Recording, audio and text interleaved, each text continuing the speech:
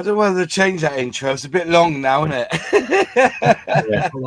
At least you know it's Airfix and chill, though, don't you? Anyways, good evening. Welcome to a bank holiday special. I don't know whether someone know whether to do it tonight, but I thought crack on. There's plenty of scale modelers there who've had a day with the in-laws, trying to sort out a barbecue or everything, and we thought we'll have a bit of an AMA, really. Ask us modelers anything. But I've got two folks on, or three actually, because we talked about recently about the differences with scale model shows in the UK, in America, and around the world. And fortunately, we've got Jim on from America. We've got Ben who wants to talk about it, which we've got. I welcome Ben, who's on first time on Airfix and Chill. So you're going to lose your flower online, mate. So get used to it. So welcome along, Ben. And we've got Luke as well, because he does plenty of model shows like I do, and just really talk about the differences in scale modeling. But before we go on Black Rifle, and also the chap has emailed me tonight. He's made a diorama out of my book. Has anyone else seen that yet? Have anyone else seen that? Isn't it just really brilliant? Isn't it good? Let me just share the screen a minute so I can add to stage. So basically, he's called Jeremy. He sent me a message and I said, do you mind if I share this on Chill? And he goes, you crack on. And basically what he's done, he's got my book and then he's spilt Tamiya extra thin and then made this diorama. And it's absolutely fantastic. I think so out of the box there. It's just very clever, isn't it? How he's done it.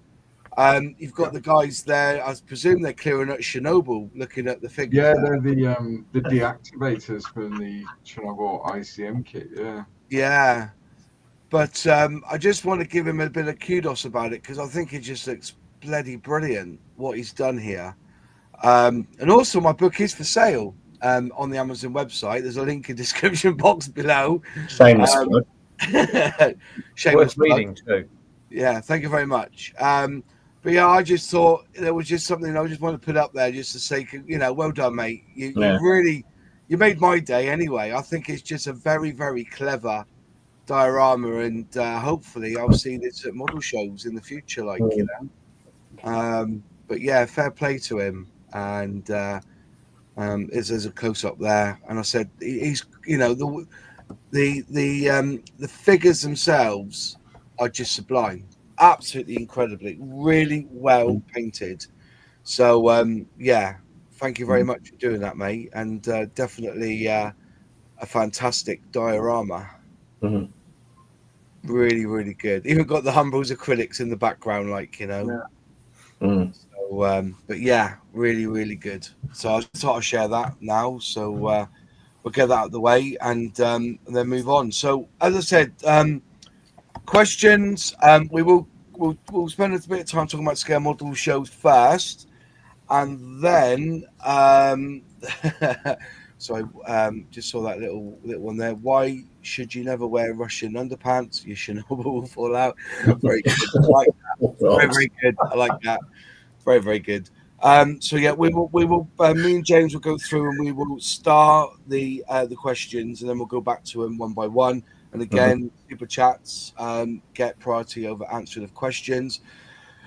So modeling with Mike, comment, hey Moz, been a while since I've been able to watch. Love the new opening to the stream. Thank you very much. Right. So anyways, let's just talk basically quickly get into it.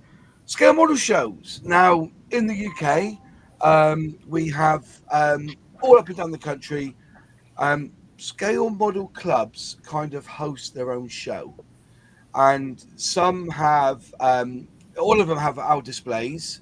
There's a few traders there. The food situation is very hit and miss. Bacon sandwiches, for instance, can be shockingly shite, but they do a good cup of tea or a good cup of coffee. Now a lot of them have competitions as well, which are judged individually by the society or the club that's hosting it. But in the UK, that's basically the format. We go along, we show off our models, we talk scale modeling, we go away, we buy a few kits, and if you're in the model show. And I assume, Jim, that's the sort of situation you have in America. Yeah, your audio just went really bad. I don't know if it's my Your audio glitched, Loz. Did it glitch? Did it? Is it back in the room? You sound great now. So Yeah. Okay. Oh, okay. So I'm assuming that scale model shows in America are very similar to what's in the UK. Yeah. Yes and no, I would say. In vaguely in general, yeah, it's all about models. It's getting together with people, but I would, from what I've seen from so had gone to Telford and seeing other, like Milton Keynes has a show and the Northern Show and all your different shows seem to be, I haven't been to them, but they seem to be like miniature versions of Telford. Is that a correct assumption? Yes, correct. Yeah. Okay, so I would say that's generally what happens over here. Our locals shows are miniature versions of our national. It's just scale. So you have a contest side, and you've got a vendor side where you have people selling. At the local end, it's more local sellers than as opposed to at our national. You'll have a few more international guys coming in. Edward usually shows up and such, but the whole it just, I guess it's all to scale. It's just how it scales out. It's all just miniature versions of the main one. Fair enough. Did you find anything different from looking around when it comes to like the competition? Did you see much difference in how IPMS judged in UK judged the competitions to what would be judged in America? Vastly. But then the shows themselves, it's almost apples and oranges. You really can't compare the two. And John will, he attests to it, because it's just a whole, your emphases are different. What really blew me away, I was thinking about this when I was on my elliptical this morning. I was like, anticipating this conversation. What really blew me away, and this will probably surprise you guys, in the vendor halls, what we call vendors, your traders, the amount of paint racks that I saw with people selling paint. And I was just like, wow, you don't see that over here. And how you mix in your traders with your club displays. And that's the main gist of your show. And you walk around, you see all these models and clubs. And I think how you guys have evolved since the 60s compared to how we have evolved from the 60s. It's a geographic thing. It's a culture thing. It's just two vastly different things. We grew up in the 60s when the moon race was going and everything was about competition. Yeah. Over there, it was more of a recreation. Hey, look what I did. Oh, that's cool. Look what I did. And you had your clubs. And I think that's how the UK has progressed. And then, yes, you have your contest, which is not the main thrust of it, but which kind of surprises me though too, because over here they're working to trying to get a bigger display area at the national level to our guys, and we've been doing that for years. I mean, even back in 2018, our when we had it here in Phoenix, the whole show theme was built around build it, bring it, show it. It was all about the display and put more emphasis on display, and it's hard to catch on here. We'll get 2,500 to 3,000 models in a national, whereas you guys get maybe 1,000. But here's the thing: IPMS UK has the same amount in membership that IPMS USA does. You have you have a much smaller population to draw from and a much smaller geographical pool to draw from. And we've got this big country with 330 million people, but both of our societies are about the same size, which is really kind of wild. So then, how does the display come about? Well, really kind of wild. And it's easier for you guys for a club to come load up in their car and drive a couple hours, and boom, you're there. Okay, maybe it's an 8-hour drive at most if you're coming from a long ways away. 8 hours here gets me maybe one state over. We drove in 19. We drove a group display that a bunch of us got together. We built B-wing fighters, and we between 3 cars, we drove it all the way. 2 cars, we drove it all the way to Chattanooga, Tennessee. It took us 3.5 days to get over there with it. Okay, and then another 3.5 days back. but it was a logistical nightmare coming all that way. Yeah. Over here at our national, that's why you don't get a lot of display. You don't get any clubs displaying. We have a section within the contest with club and group displays, and you can compete if you want. And you know, guys will come in with their entry. That's actually a collection of a bunch. But we don't, because we just don't have that club participation because it's just too far. Unless you're back east and you're in a pocket with a bunch of different clubs. But since our show jumps around every year, all over the country, it would always be impossible to get that type of club participation like you guys have. Yeah, I see that very muchly, but I always still think that, you know, scale modelling in the UK is based around the club. Oh, absolutely. You know, I do wonder whether the reason why scale modelling is more vast in this country, and according to one of the questions there, is very much what I was thinking too, is that when we were youngsters, or you know, modelling doesn't just mean building plastic kits. Some, you know, there are those who do railways and build the railways up, etc.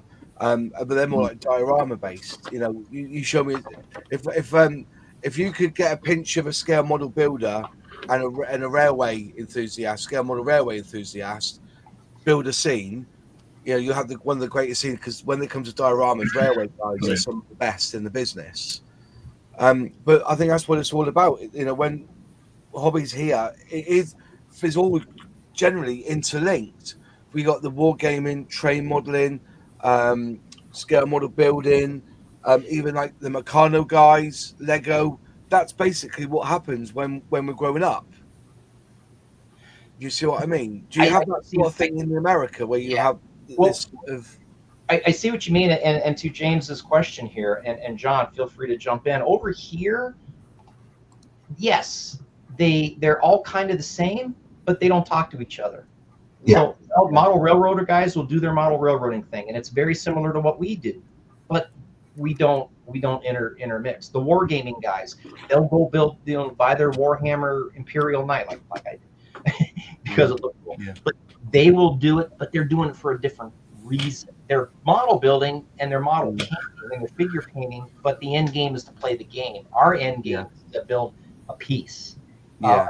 Perfect. So when I built my Imperial War Knight, and I put lights in it, I thought I made it look cool, and you know, and I put it on my Facebook page, and I had one guy that I knew from high school, and the first words out of his mouth were, "Well, that's not canon. That's not. Why'd you do it like that?"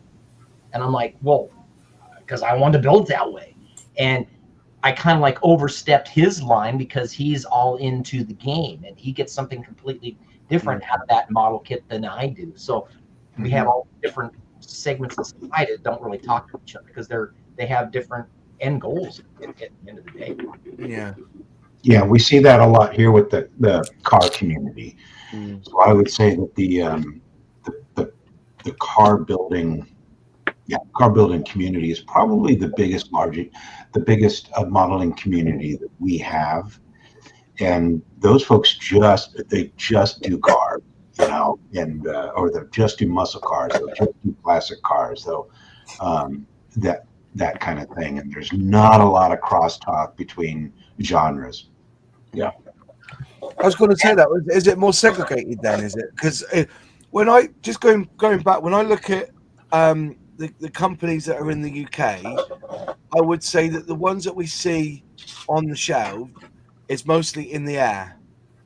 So like your Spitfires, your commercial airline, you know, your biplanes, etc. And then like Airfix, ICM, well, not ICM, ICM, Mini Art, it's very military based. But if you go back to American model kit manufacturers, it's cars and lorries. Is that a fair assessment, Jim? Or I would say, John, especially today, because Monogram and Rebel are gone. It's AMT and their old kits, and that's about it. Yeah, PMC, AMT.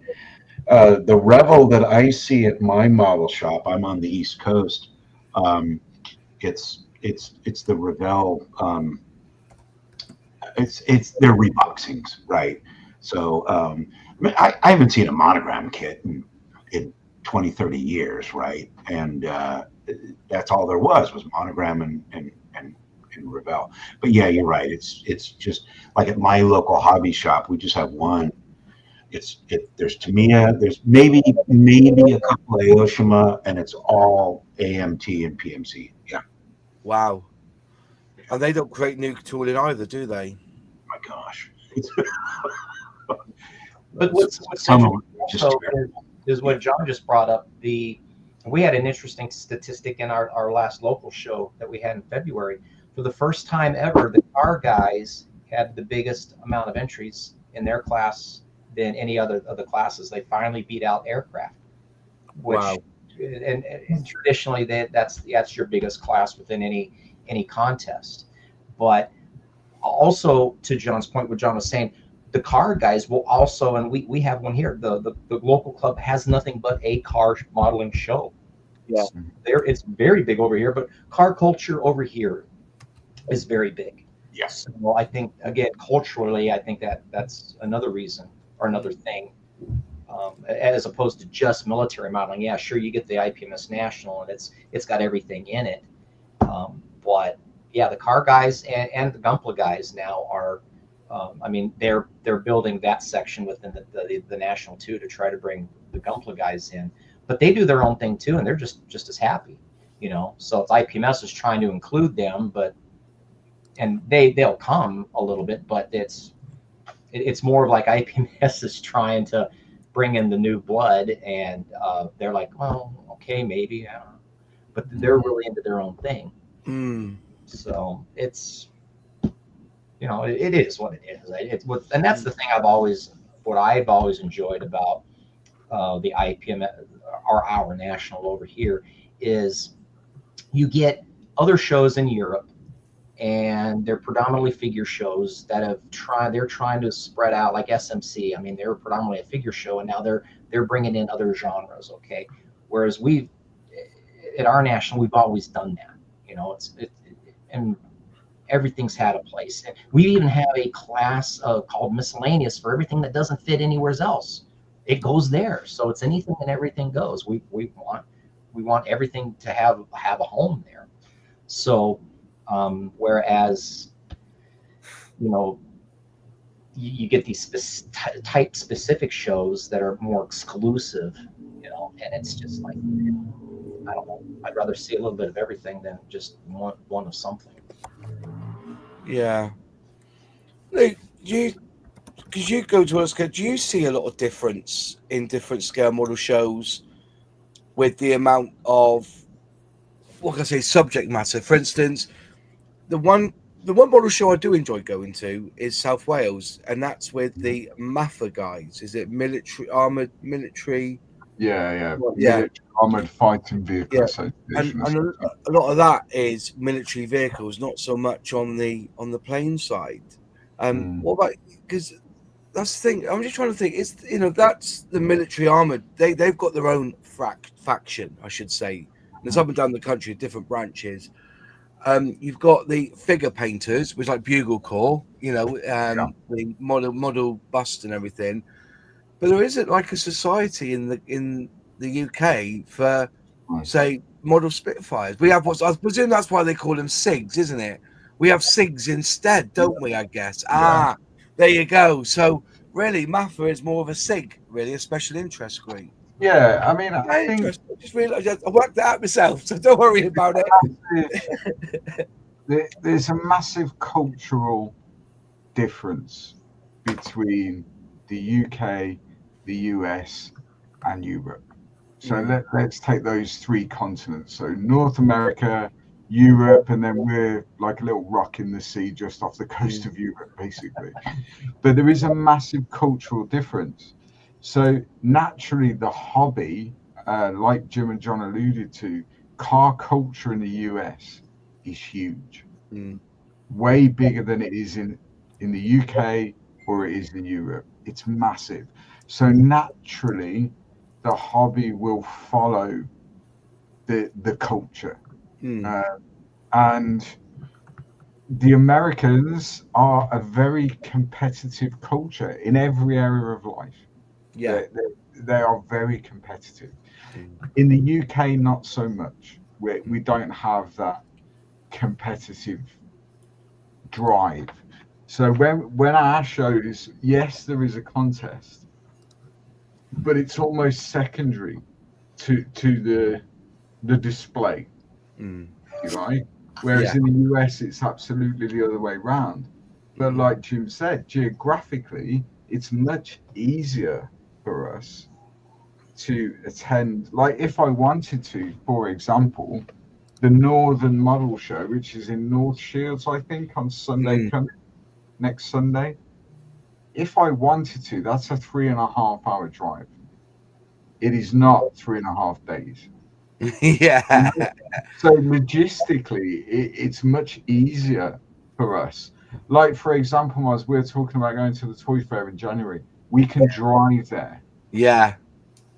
The US is very different. At the point where you're going to have to get on a flight, logistically is going to absolutely limit what you can take to that show with you. Yeah. Whereas I do it, or our club does it. I'm sure Ben does it. I know Ben does it. We can fill our car with models, and essentially we can be anywhere in the country in less than 8 hours. So geographically, we can do it. A lot. UK is terrible, and I know the roads are different and it's more expensive and blah blah blah. But we're terrible. Like I moan if I've got to drive an hour away. Yeah. Whereas in the US, that's like going next door. Yeah, that's right. Yeah. It's a totally different thing. But I think culturally, the hobby will automatically follow the culture of wherever it is. And for me, the European modelers, you look at shows like Moson and some of the European shows, for me, European modelers are the best in the world. Yeah. They are. And I'm not including the UK in that. Mainland Europe is some of the stuff that comes out of those shows is just phenomenal. And it's not in a contest. It's on a club stand or a SIG or a display stand or whatever you want to call it. It's not in any contest. And I think that's where the cultural difference is. Yeah. In Europe, in the continent of Europe, you think about this, and this is what's been going on over here. They're trying to emulate Europe. I don't see how you can. You've got over 1,000 years worth of art and culture that's been passed down from generations.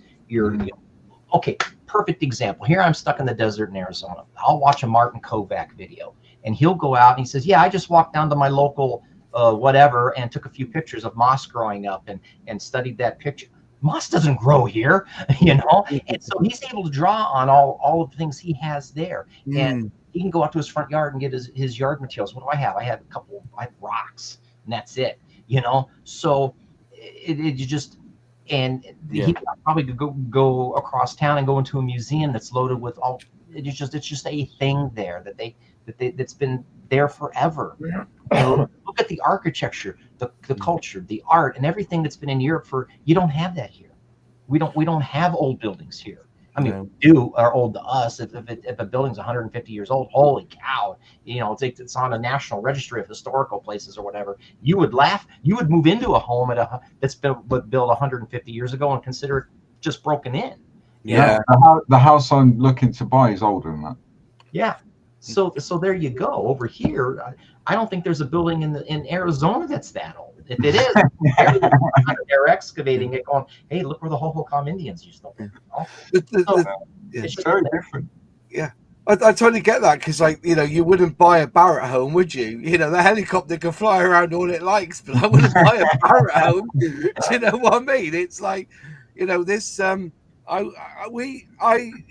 get that. Yeah, in America, everything. It's all about, 50 years, let's knock it down and just rebuild. You wouldn't think of renovating. No. Whereas I think in Europe, we are in there. I'm not criticizing anywhere else in the world, but in this country, we are a repair and mend society. Mhm. If you think about it,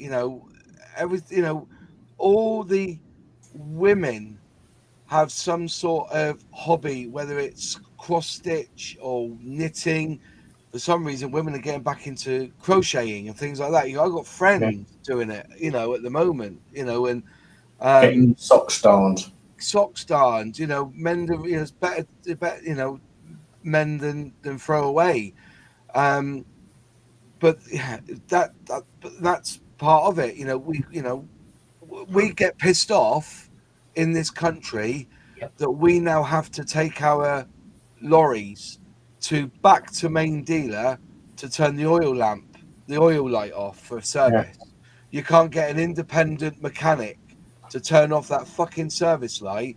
You got to take it to main dealer, plug it into it. We hate that because this is why the mechanics, we don't go to main dealer, we go to our local mechanic. But there's things he can't do now because they seem to have all the software now.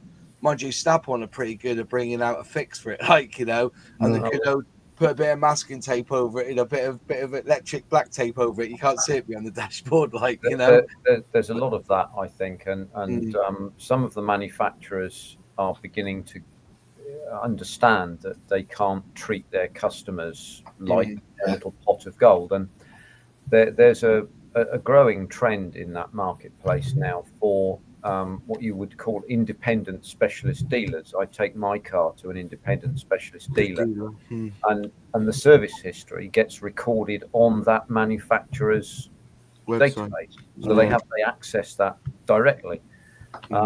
Their service is superior in every way to the main dealer. There is no question about it. And the main dealer is beginning to realise this now because they're not getting the business, because when they sell a car, that's they make some profit. Their profit is made over the years of the servicing of that vehicle. That's where their money is. So they're sowing a seed when they sell a car for profitable work later on. And when they started to realise that they're not getting that profitable work, because every time I go to that main dealer, they say, "Oh yeah, you need some new windscreen wipers for 55 quid." No, I don't, thanks. I stopped going there, and they've realised this. So yeah, that make, do, and mend, and that independent side of it is beginning, I think, to kick back. And the main dealers have to watch themselves a little bit. It should be more like that than it is. And these things being made more complicated are a problem. But that's just it. What I'm saying is, I think it's our culture is to do that. I think that's why scale modeling. Talking to adults this week, and I was talking to, they were asking because I put my picture of my Joe 90 car that I finished, and there was some lads who were asking me about it, and they didn't realise that this was still a hobby. My friends, and I said, yeah, but I'm still doing it. And they like to have a go at it. So I'm going to be sending them some starter sets to build and say, have a crack at that. But I won't give them some Tamiya extra thin. I won't give them the normal humble cement in it. I'll tell you that much. I'll give them some proper cement. But yeah, I think that's part of parcel. And I think that's why, we like to do things with our hands. But you're saying that about America. I do understand, trying to find, but I suppose that if we were trying to build a diorama of somewhere in Africa, we wouldn't be able. We can't go down the road and take a picture of an African desert. We'd have to look on Google, wouldn't we, and try and gauge stuff that way, wouldn't we? But I think it goes back to the point Jim was making and John was making about car modeling. Yeah. Because culturally, America is such a car culture. Yeah. That it makes perfect sense that the hobby would reflect that cultural thing. So for us, predominantly at the moment, if you go to any scale model show in the UK, you're going to see a lot of World War II type builds. You just are. It's just a thing. But then slowly but surely, that's changing. And that's because culturally, we're now more than a generation away from living memory. And so culturally, that will begin to change. In 20 years' time, scale model shows, whether that be in the US, the UK, mainland Europe, they're going to look very different to they look now. They just are. Well, I think what I was trying to get at was, again, culture. Yeah. Europe in and of itself, because it is so old, so much older than we are over here, because where most of this came from. But multiple generations have been brought up to appreciate art. So you look at a SMC or Mosin show or whatever, like you said, Luke, the level of detail and work and execution is better than what it is here. Yeah. And because I would venture that it's probably viewed in a different light over there. You'll have, and I had a judge say, "Man, what's up with all these models and all this furniture?" Because a model would be put on a plinth and a degradation, or have something stuck to the sides, pictures of the aircraft, or insignia or patches or whatever, and it was all about the presentation, right? Yeah. Which is out of the norm for us here, because usually it's either on nothing on a piece of paper on top of the entry form, or it's on just a wood base, or the most you'll get is if it's an aircraft, it's on a simulated tarmac, or if it's a little bit of groundwork, if it's a tank, or maybe water if it's a ship. 9 times out of 10, you're on planks, or it's just sitting on 2 pedestals if it's a ship. Over in Europe, I get to buy all the. I've never been to a show in Europe except, if you want to count Telford. But over in Europe, it seems like it's all about, and this is what bugs me. It's more about the artistic element about the craft that we do. I don't consider it art. I consider it a craft with artistic elements. It's more stylized, I think, in Europe. It's presentation.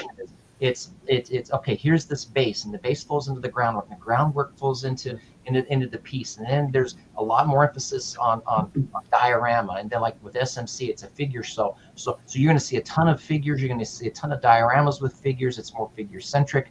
Well, when you start painting figures, that brings in a much more of the artistic element to it, and colors and shades and things like that. Whereas over here, I would say we've got the old guys like myself, that grew up with going down to the store, buying a model, putting it together, and boom, that's it. It's more of a hobby. That's a craft. Okay, so we built this. It's not. Yeah, but sort of, if you look at Europe per se, and say you take the Spanish are very different to the Italians, who are different to the Germans. I mean, the Spanish, you literally do have techniques named after a certain individual. They're Spanish. They used to call it the Spanish method, didn't they? Yeah, they used to call it, because again, but what is Spain's national identity? Flamboyant, colourful, very exciting. You look at the Italians. I mean, I've been lucky enough to go to some Italian model shows. What are they of? Pretty much all Italian subjects, but everything is immaculate and clean. You very rarely ever see a weathered model in Italy, because they like it being clean, which sort of, again, reflects their culture. Very neatly trimmed. Everything's not chaotic, which is ironic for Italians, but everything is good. But then you go to sort of you'll see some German shows, and what are Germans? Aircraft, automobiles, and they build them normally as per the instructions. I've never really seen Germans modify stuff, generally on a kit form, and certainly on YouTube videos they don't. And again, they built a box, so there's sort of national identity. And for us, I think in the UK, we are more. Again, we take a little bit from the Americans, we take a little bit from Europe, but again, we're independent because we've got a slight culture, like Moz says, of fixer-uppers. So we'll put things into models that weren't necessarily modeling items. And again, that's just how it is. But again, the shows are different. It depends if we want to talk about the culture of the show, i.e. the builds on the table, or how they run them. I think that's sort of, they're nearly 2 different debates culturally. Yeah, I was looking at more at the cultures of the show. That's what I was aiming for, really, on the, when we were talking about it the other week. As in, when I go around, and I, you can go through with the special interest groups. You can It's like looking at and there's no disrespect here. When I say this, the Sherman, or was it the Sherman tank, or was it the Challenger tank? Which one was it? The special interest group. You're not thinking of the Churchill one, are you? The Churchill special interest group. Yeah. Now, how many Churchills can you build? You know, but if you look at them all independently, and actually just glazing over, oh, that's a Churchill, you know, doing that. If you actually look at them, the subtleties of difference, and you can see what the modeller's actually done to those tanks. Yeah. It opens your eyes to how amazing that tank was back in the war and just after. All the implements, stuff they shoved on them. It's such a mine of information, the SIG community. So I use the Tornado SIG as an example.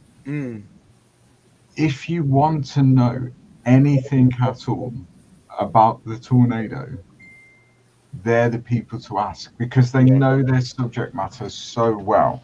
Ben runs the SIG. You know, if you want to know anything about 350th scale naval modeling, Ben's the person you need to speak to.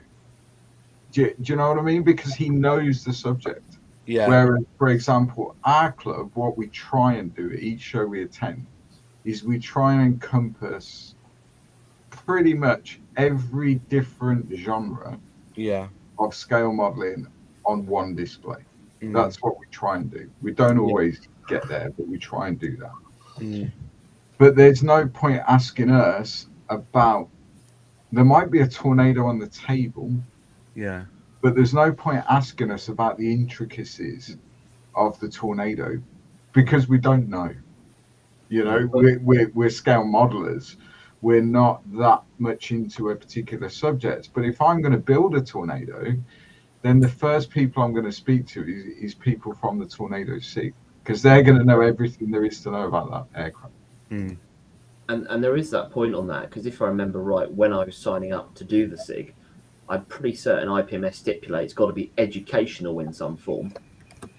In terms of you've got to do research, you've got to round the subject, etc. And in theory, if IPMS wanted to pull you up on it, they could go, right, what have you been researching and what information have you got? And I think that's maybe one of the things that certainly in the UK is quite, I would say, unique, is that generally most modelers are pretty chatty. There's still some who will sit behind the table and not talk to you, but on most of the time they want to share information with you. And a bit like, even though there is the running joke of how many Churchills can you make, and it is a table's worth clearly. Yeah. If you actually ask the guys, they can always talk you through the stuff, and it is educational, and you will be enlightened. And I think that's something that certainly I find at Telford, especially because that's normally the biggest gathering of all the SIGs. You'll find them at local or regional, but Telford's the one.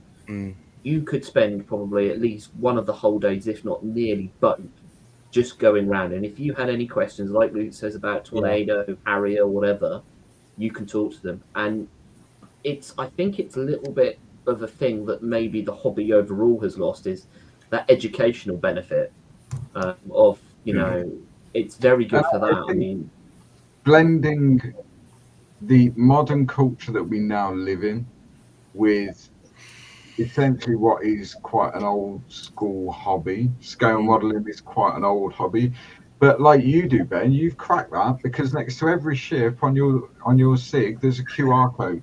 You can scan the QR code and it will tell you everything you need to know about that ship. That's ingenious. And that's the thing. It blends the two. It's clever. It's trying to bring in that technology because it's one of the things where I thought, well, what can we do to get younger audiences, for one, interested? Because normally a lot of these shows, the demographic will be older if they're on their own, but a lot of the times there's family there. And normally it's dad and kids or mum and kids. And, mum or dad normally have a phone and they'll ask questions, but also it's a little bit, if I'm taking a coffee break or whatever, QR codes, people tend to go, oh, QR code, I'll scan it. And again, Rick Road, it's not just like information on a page. There is that, you can read through it, but I've also linked on the page YouTube videos and other videos of whatever is being modelled in action. So, for example, if you scan like the one for the Art Royal, there's actually videos of Phantoms and Buccaneers operating off it, and I actually have an iPad in the middle. Yeah. At bigger shows where I've got a bigger table with footage playing, so it's to try and bring it to life and create a bit of interest. Yeah. And I mean, like for me, my purpose in this running the SIG is to educate people. That's my primary thing, because I started modelling from really probably 5 or 6, and I would say it picked up during Air Cadets, and that was to do with aircraft recognition. So for me, I always try and bring that educational element back into the hobby, because I think that's the main way that you can push this sort of hobby is through education. Yeah. That's interesting. Now, the QR code is a great bit of technology. Really, I was thinking about even now when you log into websites, they'll tell you open up the app and scan the QR code and you're in. So there is only one major issue with it, and that's most model shows are in either metal buildings where the signal is awful. Or like Telford, it can either be or not a Faraday cage. So whilst it's a great idea, a lot of the time in a lot of the shows, there's actually no internet signal. The giveaway is normally the traders standing outside the building with their card machines. But sort of QR codes and barcodes are a shopkeeper's worst nightmare. Yeah. Well, if you're using it to extract information, they're brilliant. So I'm and you can do whatever you like with them, really. As a SIG, somebody who runs a SIG, then Ben, have you come across any challenges with setting that up? Just because I knew Luke told me you were in charge of it. What was it like setting up? So what is the actual SIG then? Is it for 1940s warships, I guess? No, so the SIG is ships, submarines, and naval air power. So when we started, part of the agreement with IPMS, because you have to go and ask their permission to start it, as a SIG, it's official, was that we were any warship or vehicle in 1-350. That's all we could do. So everything was in 1-350, because there are multiple other SIGs. There's one called like small scale warships and everything, but they're all in 1-700. So they're quite small. Yeah. So our one was trying to be all in 1-350. Now, that's quite hard to get people in. One, not many people do model ships. Those who do model ships normally don't dare want to move them off the mantelpiece once they've finished them because of how fragile they can be. And the other reason as well is that, and I've noticed this certainly in the last few years, is that a lot of clubs like a warship as their centerpiece. So even though we've got people in the SIG, normally they take their model to the club because the club want it on their table. Yeah. Which a lot of the time ends up with me just bringing my own kit, which is fine. I can manage that because in theory we've got about 50 members, but I think only on 3 occasions I've had other members with me. And that's normally down to people not bringing ships, not either being able to attend, because again, I'm based in the south, I'm around Surrey, so I'm quite in the southeast, but again, I can get around sort of obviously on motorways. Yeah, to me then. Yeah, but I mean, the biggest issue is again, people go, they see them at the shows and go, oh, this is great, I love it, great, I'm going to buy 350 ship, and you tell them, right, buy something fairly simple to ease yourself in. Anything Tamiya is really good. That's a Tamiya Fletcher, 25 quid, it's reasonable. Just build it, see what you think. No, they normally go buy an 80 quid trumpeter kit with loads of photo etch, and they get a third of the way through, and then they start swearing at it, and then you never see them again. And that's the problem. Ships, you've got to be fairly constant and consistent with them. Yeah. So I mean, what we are doing, or we have done recently, again, once you're embedded a little bit more, IPMS sort of open up what you can actually be. We're now including any 72nd aircraft that are maritime or navy related. So that Vulcan is actually going to be an MMR Vulcan, so a maritime reconnaissance one, again from 27 Squadron, and that will go with a Nimrod, which I've got over here, and so basically sort of trying to mix it up. And one of the ideas I've got is my step-grandfather served on the Arctic convoys, and we've actually found out what his Liberty ship was, and he got dementia in his later years, but he never talked about the war prior. And as with these things with dementia, one night he suddenly starts talking, and it's all coming out. And he talked about on one of his final runs to Russia how their convoy was attacked by torpedo bombers and one of the ships was sunk, and that was all the detail I got off of him. And so I've now actually gone away and tracked what convoy it was, and I've actually managed to find the squadron that attacked him. So my plan is to build the Liberty ship with a couple of the escort ships if they are made, and a couple of them are, so that will work. But then also using some of the 72nd kits available to build the torpedo bombers that went after him, which was a Junkers 88, which is kitted, and a Junkers 188. So sort of mixing that on the stand between ships and aircraft that would have, having different roles. So another idea is 350 U-boats and coastal command aircraft for battle at the Atlantic. And again, they'll be built in with QR codes, and they'll have a history and everything, and make it interactive. Sort of trying to do what the museums are doing, but actually keeping the subjects front and center, not putting them in a car park or outside. So yeah, that's sort of what I'm trying to do. But yeah, starting a SIG. I have a gift for you, Ben, that I'll give you at Telford, which is 1350. It's a HMS Trafalgar, which is quite a poignant submarine, really. Yeah, I'm just about to say I'm going to build mine, because I've bought mine here. I've got mine up there, and I was thinking I could build that, but also somewhere I've got the HMS Type 45. So the Airfix Dragon, yeah. Destroyer, and I've been on Defender in Plymouth. I've actually been there to go look around, and I was thinking I could get that out and give it a build, because apparently that's a pretty good kit to build. It builds okay. I built that and the Trumpeter one. The Airfix one is a simpler build. Yeah, I just don't like the fact that they decided to split the hull. They didn't just leave it as a full hull, and sort of some of the engineering. But I think it's built round 2008, 2009. So again, those sort of ones were a bit hit and miss, but they build fine. They're again a decent introductory ship. It's just in recent years the reissues Airfix have decided to stick quite a hefty price tag on it for what it is. So normally I say to people, pick one up second hand if you can. The problem is the amount of plastic in it. It's the amount of plastic in it. Yeah, it's a big model. Yeah. I mean, again, Airfix do some really good stuff. I would like to see them do 1350 ships. Certainly some of the modern ones that will be coming out, Type 26 and 31, but as I understand it, for them and their facilities, the toolings are a bit big, and it's, again, the last batch of ships did not sell particularly well for sort of the volume they wanted, so they're quite reluctant to do it. I think that's by and by of what it's got to market itself. Now, if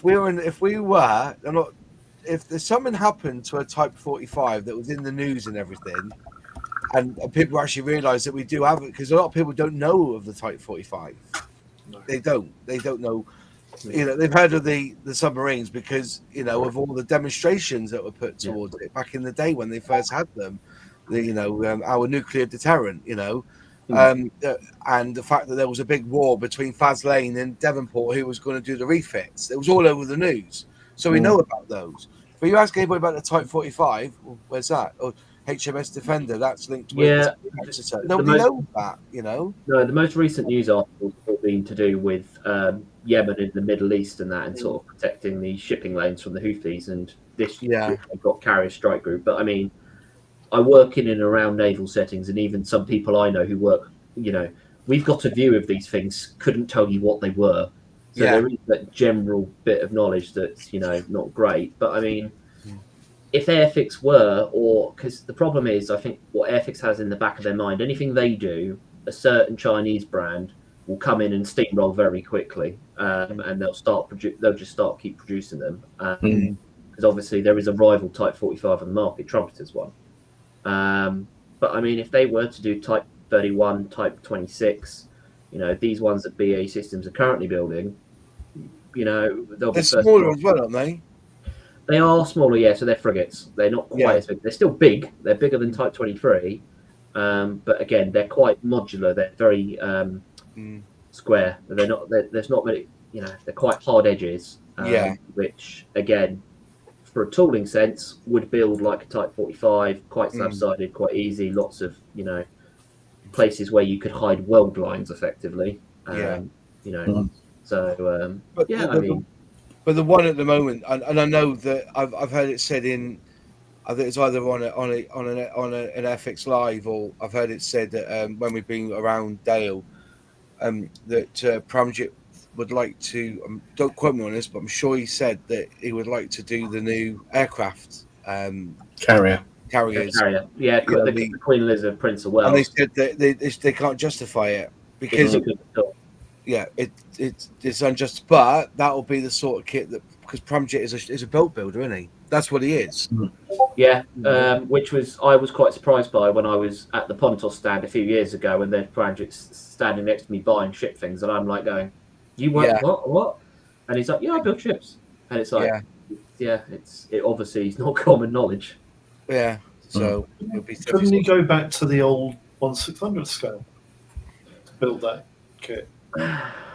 You could. The 1/600 scale has a particular following, and it is actually quite a decent scale to build in. 1/700 I find is too dinky. It's too small. It's sort of not. It's your 144, isn't it? Of planes, isn't it? Really? Yeah. It's just a bit small. Whereas the 600th is nice. It comes out well. I mean, all the Airfix toolings could redo, but again, somebody said to me a 1/500th would be a good scale rather than a sort of 1/600. Used to do those, didn't they, in the 60s? They did, yeah. They did 1/500. Even the frigates. Yeah, I mean, 1/400th exists. It's a bit silly. It's French. Doesn't really make any sense. Again, I'd like, all things French, they just do something different because they feel like it. It's like everyone else will do 1/350 or 1/700 or 1/600. No, we'll do 1/400. We will do 1/400. Yeah, but do you know what? Though? If you go back through the history of scale modelling, it's only recent times that we've stuck to scales. Look at look at the 1/40th scale stuff that Revell was banging out back in the 60s and the 70s. Yeah, but Revell you have to blame Tamiya for 1/35th. It should have been 1/32nd, but they must have read they didn't get the memo. Do you know what I mean? So. In the 50s, Moss, Revell used to build kits to fit in the box. Yeah. There was no standard size scale going at all. No. So I get that. Can I just say, with the 1/350th scale, are you regimented?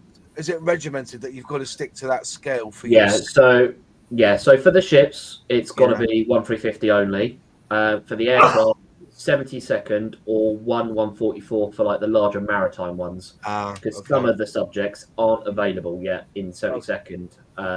Obviously the Poseidon is, but unless you've got a rather large area to put it, it's a bit difficult. And again, because we work off Navy aircraft, they're fairly obvious self-regulating. But when you say maritime, UK Navy, just UK Navy, or no, any Navy warship. I couldn't build this and put this in your little secret because it's 148. 148. The ships have to be 1/350. Doesn't matter what the ship is. I mean, I've got a tank landing craft which is a 1/350 Sherman on it, which is always actually one of the most popular ones on the stand, because most people, let's be honest, they can't think how big a ship is. They've never seen a battleship. Obviously, over here we cut ours all up and send them to the scrappers. At least in America, you can walk on them and sort of get a reference. Yeah. So having a landing craft, which is one of the American ones, it's not like the British one in Portsmouth, but it's got a Sherman on it and it's got a Willys Jeep, both in 1/350. Wow. Now, most people can place how big a Willys Jeep is or a Sherman. So when you have that in your hand, you go, this is the size of it, and it is literally like a small lantern comparison. Most people are quite shocked. Certainly with the 3D printed Queen Elizabeth I've got, where the HMS Revenge, which is like the first recognised ship from the Tudor period that had His Majesty's ship in front of it, that basically fits inside the ski jump on the Queen Elizabeth carrier. So it just shows you the size difference and how big everything is getting. I am looking at getting a Gerald Ford, but again, I one have to find the time to build it, and two the finances to build it. Because again, that's the latest generation of American carrier, and that would be quite nice with the QE. But again, these things are so big. I mean, I have sold off a lot of the collection that I built up because it wasn't realistic I was ever going to build them or store them. Yeah. Again, I would basically need a garage or a museum in itself to fit. If I had built the entirety of them, I'd at least need a. Yeah, 350 is quite a scale. I'm just thinking about it now. It's quite a scale 350, and I had several supercars. So I had a Nimitz. I've still got an Enterprise. I had a Kitty Hawk, and obviously with the Gerald Ford, they're all nearly a metre long each. Mm. So they are a effect size. Mm. So what made you want to do a SIG then on that particular one then, Ben? What was it that made you want to do that? It sort of comes down to a bit like what we're discussing here of where things are underrepresented. And ships, I think this is probably fair to say as well in the States and even in Europe, certainly when I've seen shows, is quite underrepresented. Unless you've got a group, like a local group or club that's near a base or whatever, very rarely do you see ships. And further to that, very rarely 1-350 ships. A lot of the time you'll see either like 1/600 Airfix ones. They're quite popular. They're dotted about, or 1/700. Whereas in 1-350, very little, or it is just that one odd centerpiece one, that you sort of find. And talking to people as well around the show circuit, a lot of them are like, "Oh, it'd be great to have a SIG, but because to get some representation out there, to get more people building it."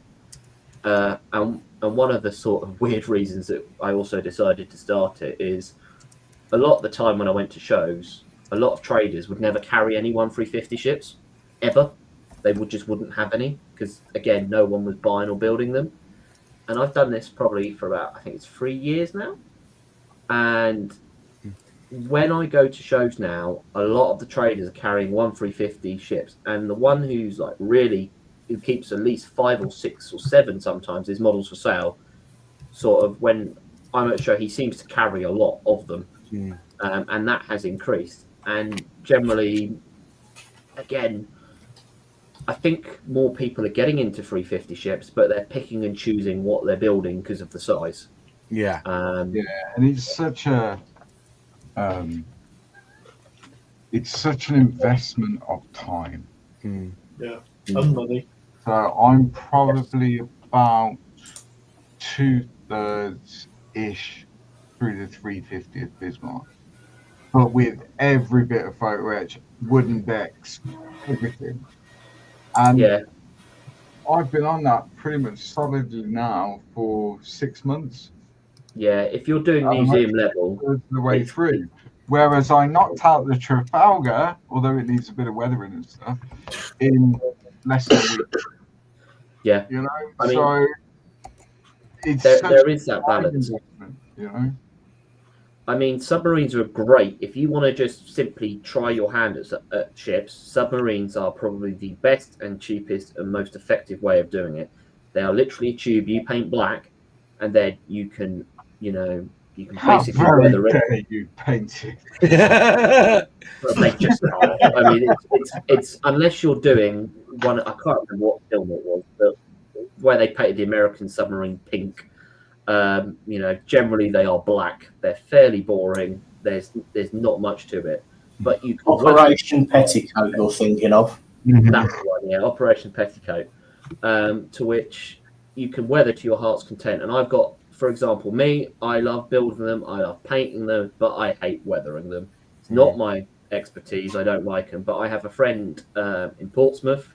So literally as I go to work, I can drop them off to him, and he does weathering for the big RC sort of like 1/128 ships with pyrotechnics and stuff. So I get him to weather normally most of the ships and the submarines, and he can weather a submarine and it will look pretty impressive within an hour because he's used to doing something about 10 times the size. So for him, it's really quick, and he's just brilliant at it. Now, we do keep saying to each other, you're going to have to teach me the technique. But again, he's done this for the best part of 40 years. So he's just got it down to a T. And it just works. And again, I get the enjoyment out of building and painting. He gets enjoyment out of weathering, and then seeing it on the table. But submarines, again, the best. Then probably if you were going to do something a bit more, if you wanted to actually do a ship, certainly any Tamiyas, pretty basic. Again, if you want to do a bigger one, do with a Bismarck or King George V. Keep away from the Iowas because they get a little bit. Again, if you build them bare basic plastic, absolutely fine. They go together pretty well. It's Tamiya, but don't do all the photo etch in one go. Don't suddenly go by Edward Pro sets where you've got 6 sheets of brass. You'll have a great time looking at it. You'll have a great time as half of it pings off and disappears into the carpet, and you try and find it because it's not like brass at 72nd scale, which generally is a bit bigger. In 350, once it goes, it's gone. Yeah. And good luck finding it. And if you do find it, you'll go to glue it again and it will ping off. So for me personally, I try to avoid photo etch where I can. I'd rather have it either in 3D print or in injection molding. And sort of that's one of the things that's put me off Trumpeter's latest Ford, is there's a lot of photo etch to which most of it probably could be plastic. And then again, it could be brass as an upgrade, but they're sort of going along the culture of, we'll just put it in the kit, tough luck. And yeah, that puts me off it a little bit. So fair play. But that's not a new tool either, though, is it, Gerald Ford? It's a recent one. It's this year. I mean, it was announced. I'm looking online now, and Scalemates said it's a Reeboks. Like Gerald Ford. No, Gerald Ford should be. It's a brand new hull. I mean, again, if you look at most of the carriers, probably since the Kitty Hawk class, everyone would tell you they're the same. They're not. They've all got slight nuances and differences. The basic profile's the same, but no, the Gerald R. Ford is a new tool, and I think it comes in at the best part of £300 in this country. So it's probably one of the prices. 175 parts. It's a lot, isn't it? Those parts. It's a lot, and yeah, whilst it's a fantastic item to have, transporting it will be a nightmare because it will have to go in one of my coffin boxes, which are literally a metre long plus. And yeah, it's just to get a super carrier to a show is a nightmare. Yeah, it's just not fun. Well, you've got me thinking on what I can build for that 350th. You know, as I said, I've got a Defender up there. Type 45, anything modern's welcome. I'm trying to, for Telford this year, I want to try and get Carrier Strike Group 21 done. So it's only 4 years late.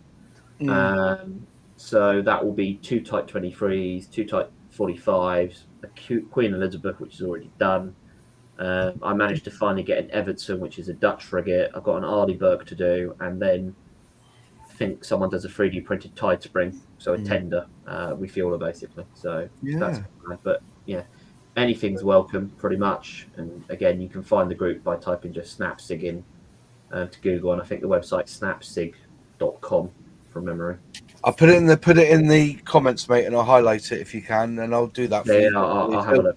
Anybody out there who is into that subject matter, do please support Ben. You know, even though I'd only ever build it once, so it's not really my thing. But if you have a question, and again, if anyone's got questions, fire away. More than happy to answer them. So yeah, no problem. Yeah, but I think it's Vesda. Somebody mentioned, why don't they do starter sets, submarines? I've said it to Airfix because they, that one that Luke's got, the 350th Trafalgar class.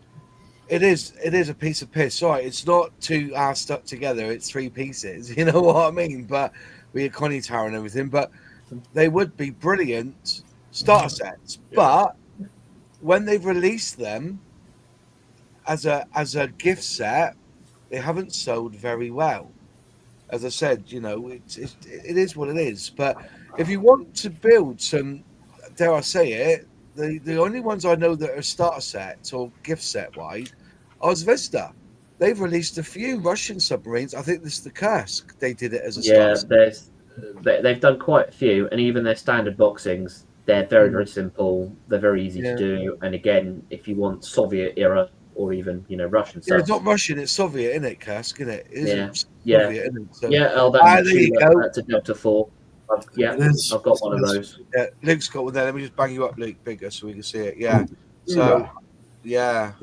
Cooler. Delta class Yeah. Russian nuclear sub. Yeah, that's one of the ballistic subs, and again, that builds pretty well. Nothing exciting, but if you want a solid, model that's going to have a good presence, definitely that one. Yeah. Just wish his war would be over, so we can get back to buying Vesta. Well, I can anyway. Which would be good because I still want to build the Hunt for Red October. There's a model kit of that out there, isn't there? The Red October one. I want to build that.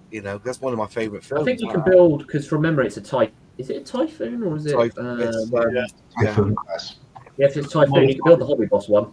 Yeah. Modified Typhoon on it. I think Dragon or DML did one that might be in 700. Though. Yeah, I think Dragon and Hobby Boss are the two that did them. The Hobby Boss one, the tiles are a bit overdone, but it's fine. Going back to scale model shows, and then we'll go on to the questions. What's your favorite? Ask each of us to think about it. What's your favorite thing about a scale model show? Getting to see your buds every year. Exactly, that's one thing. Yeah, that's getting to talk shop, getting to talk models. The best part of any show is after the show's over, you go have beers with your friends, and that you get, if you're lucky, you get to see one beer, Yeah, get a curry. Yeah, or get a curry. And a quick steak. Good. Hey, John. I just think it's camaraderie between it all, and I've never come across a badly run model show. Am I allowed to say that? Because I haven't. I think every model show I've been to, I know it's not difficult, all right, but a lot of the model shows I've been to are pretty well ironed out. They know they need good parking, good access, good spaces between tables. There's only one I would say. There's only one model show that I've done, which the organisation has. It sorted itself out in the end, but it's always a recurring theme depending on when they swap their management. And that tends to be the Southwest model show at the Tank Museum. Yeah. They tend to swap out their management yearly. And so any rapport you build up with the previous team, which are normally made up of interns and students and stuff, or, junior managers, they then all rotate out a year later. So then when you go back to booking, they're like, and you've done the form, for example, they run 2 shows a year, they do a February and a September, and you can fill the forms out in advance. You'll then email them going, hi, I haven't had any on the, it's normally sort of November time you'll email them, or January, and you go, I still not had them on the mailing list, and they go, who are you? And you go, well, I've been coming for the last 4 years, and they're like, oh, you're not on the list. And it's like, oh. And sometimes if they get a bad rotation where they clearly don't have any handover notes at times, the organisation on the day, certainly on like the Friday, if you turn up to set up, certainly for like the winter one in February, that can be a little bit chaotic. But in terms of the staff on the day, I've never found a model show that's bad in organising on the day. Generally, there's people around parking. It's more from the planning side prior that the chaos will actually happen, to which everyday punters thankfully never see, and it all looks really smooth and like there's no stress, which is how it should be. I think 2 a year is crap. I think once a year is fine, or not once a year, but having it on 2 separate days. It should be. The feedback on Sundays is nobody goes Sundays now. Even as a model club, we go Saturday, but we don't go for 2 days now, just for the one day on the Saturday.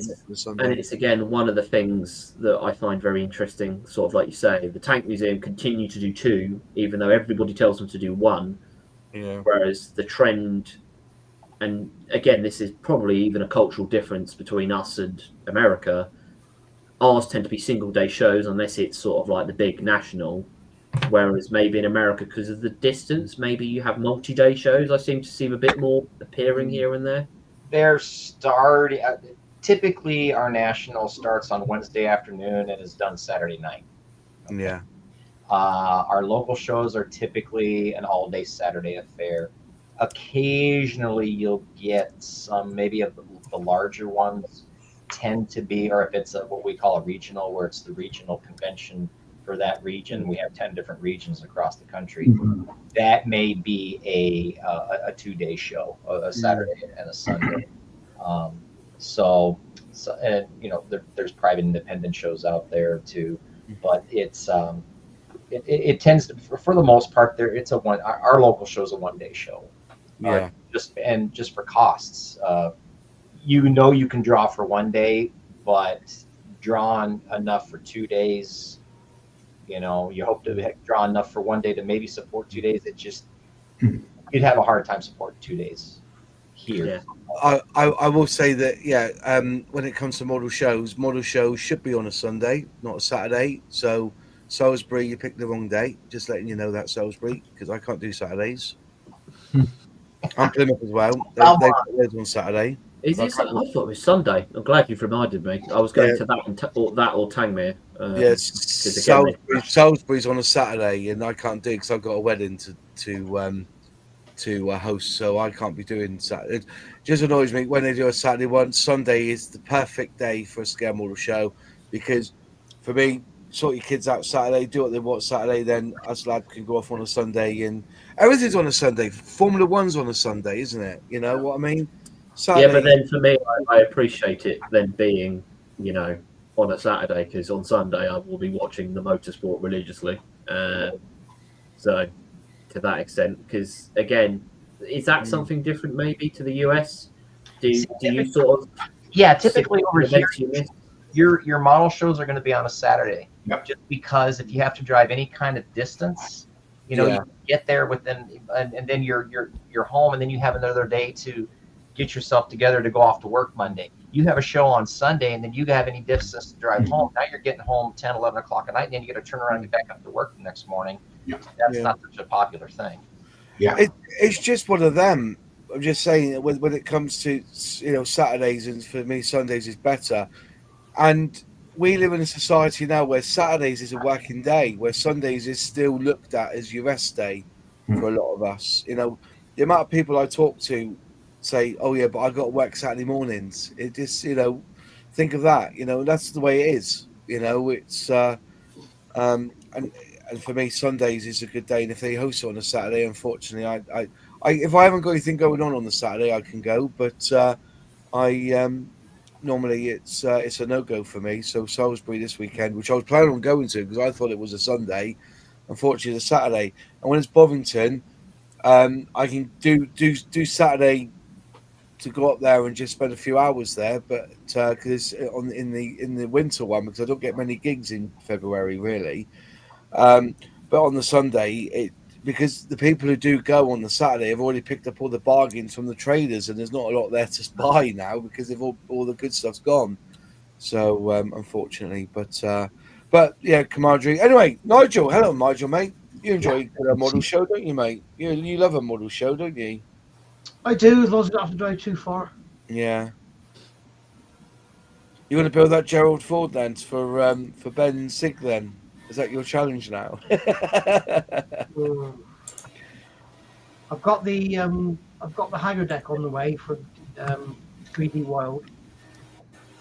I was going to say, Nigel, are you going full metal jacket with that one in terms of you are going to do everything and anything to it? The trouble is with me, as we all know, I don't bloody finish anything, and ships are one of the most common models to not finish, aren't they?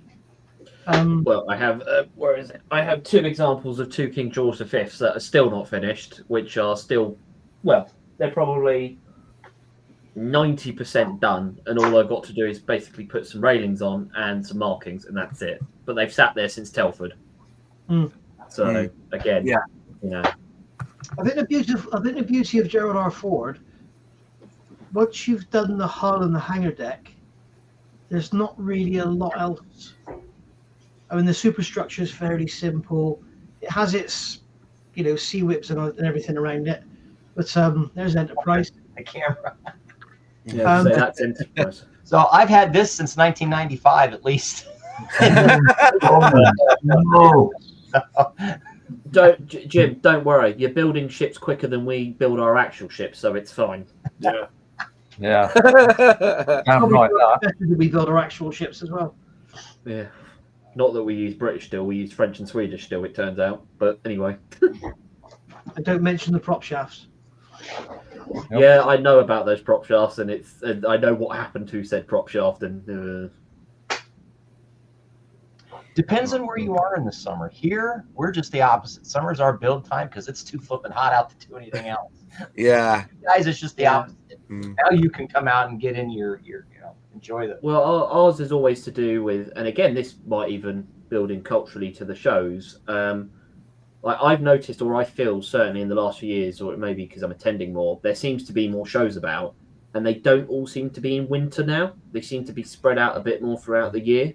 And sort of like, as you say, Jim, high summer or summer is your time to build because it's too hot. Whereas for us, because we live in, morbidly cold Northern Europe and it all goes black at, 3 o'clock and, bleak midwinter, we've got hours and hours to go do hobbies indoors. Yeah. And I think I find that certainly going around the shows as the year progresses, if you see the same clubs, they start to repeat a little bit. Whereas if they're sort of in the tail end of the show season, certainly like Telford, or in the very beginning of a show season, there's lots of different models all still being produced and built.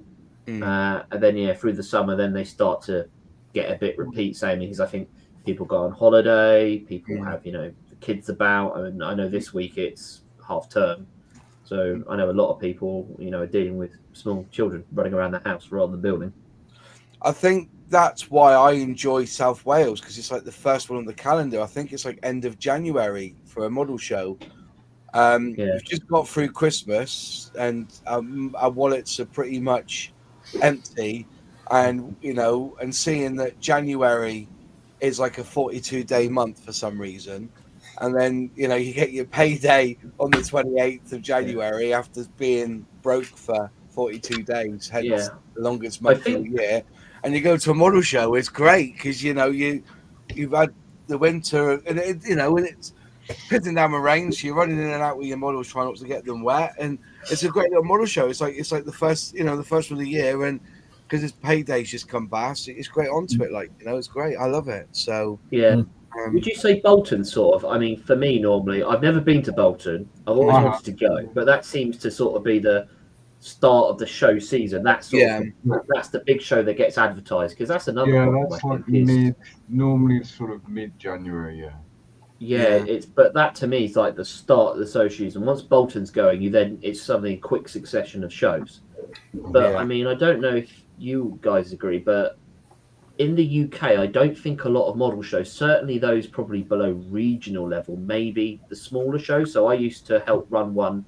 I used to work for the company that used to sponsor one in Worthing, and that was very hard to push as a smaller show to try and, unless you put it basically in the Airfix Mag IPMS, it was still very difficult. Whereas I think the regionals and obviously Telford get loads of headlines, but the smaller ones, unless you're sort of part of the club, if you're Joe Public, you probably would never know.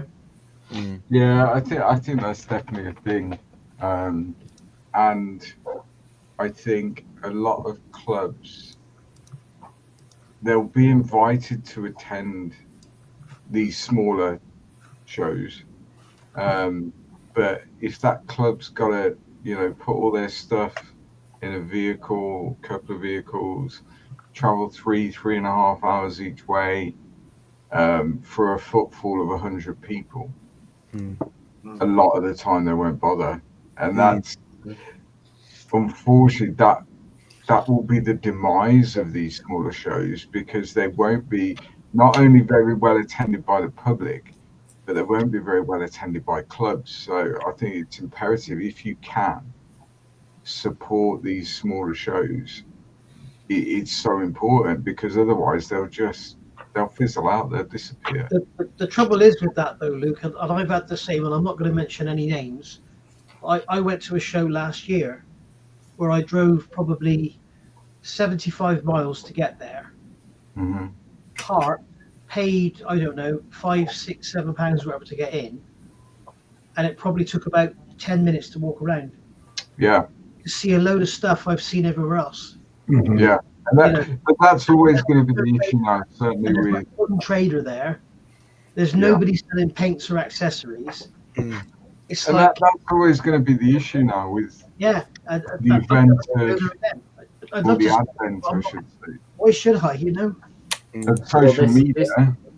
Well, this is the thing as That's well, and always this going is to be the case because everyone's putting their stuff on Instagram, YouTube, Facebook. So by the time the show comes around where you get to see that model in person, if you like, you've already seen it 100 times in photographs and everything else, whereas maybe 20 years ago, that wasn't such a thing. And you would see all of those models for the first time up close and personal, whereas now, everything's out there for everyone to see. It's just changing it. and of course the other thing is, even 5 years ago, you know, a model show was the place to go to get bargains, and that's just not the case anymore. No. Yeah, I can tell you from working in a model shop, the internet killed that.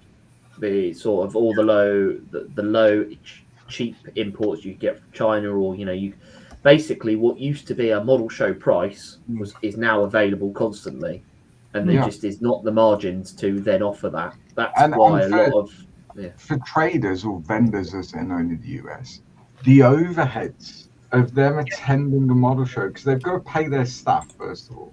They've got to pay for their stand, travel. It's a business, so they've probably got to make a significant amount of money before they've even started, just to break even on the costs of them attending a show. It's in the thousands. Yeah, So, And so why would they? A decent trader with sort of 4 tables attending Telford with 2 people, with their fuel, their hotels, their show costs, they're talking £2,000. So they've got to make £2,000 profit just to break even. So even if they're on 25%, they've got to sell like £8,000-9,000 worth of stock to break even. And it's a lot of money. And sorry. No. I was just to say, the show that we used to sponsor, the business we used to work for, basically the show was held probably 100 meters from the shop front. So sort of what we tried to do is, again, whilst we would sponsor the show and offer a discount, is we knew generally what people were selling. So it was like, of brand new kits, you were never going to beat the prices of models for sale, for example. There's guys who, do the odd bit of paint and glue, but generally there was no one ever at that show, because it's so far south, that would do paint and glue in any substantial matter. So we always made sure in the run up to the show, we would stock up on those sorts of items. And in terms of the kits, we would normally stock up on kits that weren't particularly common. So they were the odd weird ones, like some Models Vits ones, or odd subjects, to which basically when they come in the shop and they got their 10% discount voucher, they would go, oh, that's interesting. Oh, it's an impulse buy. That's effectively what we would work on. And then they go, oh, I need paint and glue because no one's got it in there. And that's sort of what we worked on, because even though obviously our shop was right next door to where the show was being hosted, and we weren't having to pay table fees, not that they were particularly high because it's a small show, it's still the thing of, as traders, as vendors, trying to understand each other. And like Nigel says, it's a very, very hard life on the road to make money at a model show. It's not easy, I very rarely buy model kits at shows anymore, but I always buy my paints, glues, accessories from a model show. I just do. It's if I go to Brooks Models, he's always got a couple of things there that I need or want to top up of, and I'll buy something else. And that just past, when it comes to kits, if I do buy a kit, it's probably under the table. Yes. And that's what I wanted to jump in here with, and that is a huge difference between Telford and a U.S. National. Yours comes off more to me as a trade show. Okay, it's more trade related. Guys are there to buy and sell and that kind of thing. And over here, we don't call our national. It's the National IPMS National Convention. Okay, it's a convention. So what, as a convention, you go and you attend the convention. So now the IPM over there, you're an IPMS member, you're right in through the front door for free. Yeah. Here, that does not happen. Everybody that walks through that front door, be it a trader, be it a vendor, be it a one-day pass person, be it somebody that's registered with the convention, everybody is paying. Okay. Whereas, because we here in Phoenix use the convention center, we've hosted it in 04, 10, and 18, and then back in 83.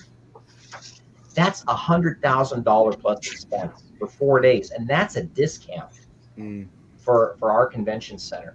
And it goes the same across the country. These venues have to be paid for, and I think something that you guys may run into an issue with, because it sounds to me like you put most of the onus on that cost on your vendors. Yeah, you're letting the IPMS member get in for free. You're spot on. Why am I an IPMS member? Well, I'm only in for it so I can get into Telford for free.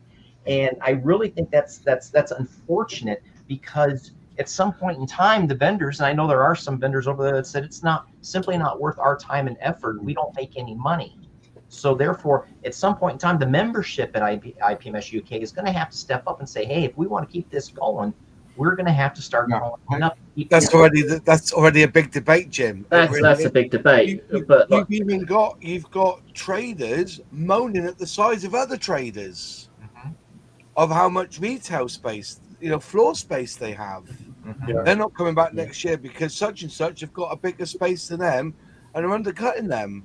So, but I totally agree. When we did the chats, I think it was 2 years ago, we did an Airfix and chill, and I was absolutely flabbergasted that my £35 a year membership didn't even touch that scale model show. The money from that scale model show is paid for basically by the vendors. It was they spent more basically on the magazine and postage. So, and I just, we had the discussion, and these are questions that are having to be asked now, is whether the magazine is worthy of a print or should it just go digital?